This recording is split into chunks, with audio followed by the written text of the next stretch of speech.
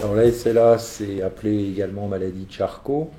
C'est une maladie dégénérative qui est décrite depuis plus de 130 ans et qui touche environ 6 000 à 6 500 patients en France.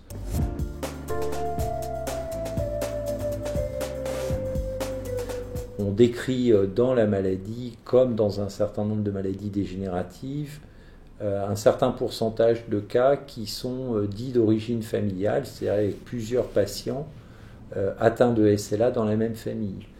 Et dans les autres cas, on n'a actuellement pas de gène qui a été mis en évidence, mais on pense qu'il y a une susceptibilité génétique, peut-être associée à un facteur environnemental qui expliquerait le mécanisme de dégénérescence.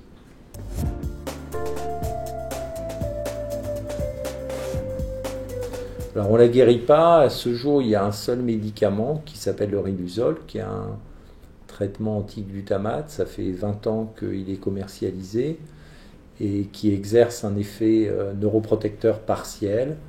On sait qu'il protège un petit peu les cellules motrices, mais il ne guérit absolument pas.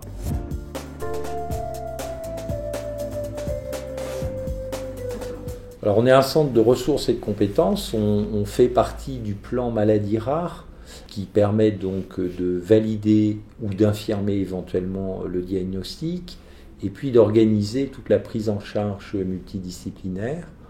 Mais évidemment, comme on travaille dans des structures hospitalo-universitaires, on est également intéressé pour réaliser de la recherche, essentiellement clinique, mais avec un certain nombre d'aspects aussi un peu fondamentaux.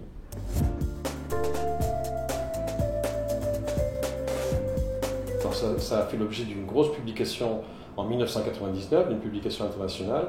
On s'est aperçu que les patients les plus dénutris étaient ceux qui survivaient le moins longtemps et que la dénutrition était un facteur indépendant de la survie dans cette maladie. Mieux on était du point de vue nutritionnel, plus longtemps on vivait. Et à la suite de ça, on a cherché à en savoir un petit peu plus. Et en particulier, on a cherché à savoir si, pour ces patients-là, il n'y avait pas d'autres facteurs que le fait d'avoir des difficultés pour s'alimenter.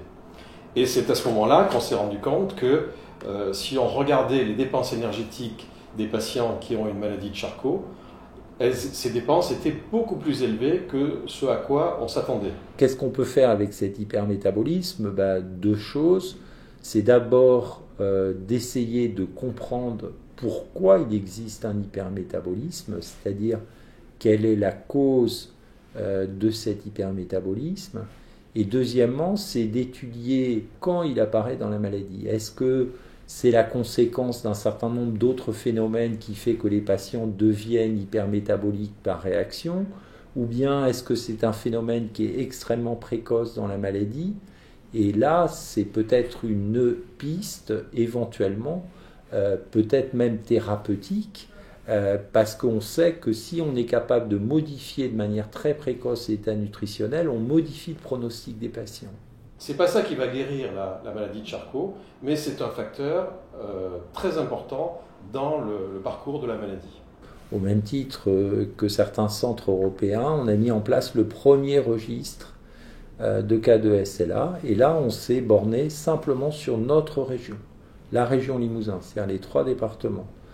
Et l'idée, on a 2 projets avec l'Institut du cerveau et de la moelle. Le premier projet qui est le projet métabolisme, et le deuxième projet qui sera probablement réalisé après, qui est la création d'un deuxième registre en Île-de-France. Alors nous, notre activité de recherche, c'est une activité épidémiologique. L'étude épidémiologique de la SLA, c'est donc l'étude de la distribution de la maladie dans les populations humaines, par exemple en Limousin, l'étude des causes de la maladie, puisqu'à ce jour il n'y a pas de cause identifiée avec certitude, et aussi la recherche des traitements pour les patients. Et l'idée, c'est qu'on puisse éventuellement rechercher si, en modifiant le métabolisme des patients, on peut modifier le pronostic des patients. Que évidemment les équipes de recherche de l'ICM puisse reprendre cette hypothèse et l'aborder, en particulier l'équipe de Séverine Boilet, et regarder par exemple, est-ce qu'on a des modifications des marqueurs de l'inflammation dans certaines formes génétiques et pas dans d'autres.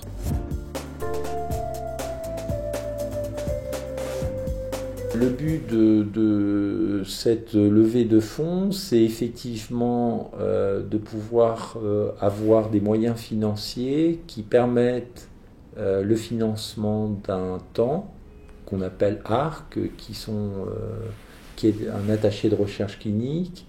Alors, qu'est-ce que c'est que le travail d'un attaché de recherche clinique? C'est de pouvoir coordonner la recherche et donc d'être à l'interface entre l'équipe clinique médicale au CHU, l'équipe de neuroépidémiologistes au niveau de l'université et puis l'ICM. Alors là, oui, il y a un projet donc, qui se met en place entre l'ICM, le centre SLA de Limoges et puis l'université de Limoges, où là, mon rôle, effectivement, sera de coordonner les différentes équipes, rester à leur disposition s'ils avaient la moindre question ou le moindre problème. Et puis, quand ils auront commencé à saisir des données, vérifier ces données, est-ce qu'elles sont justes par rapport aux données sources, donc au dossier patient? Est-ce que, pareil, il y a des données manquantes, des données aberrantes, toujours dans le même but d'avoir des données de bonne qualité au final.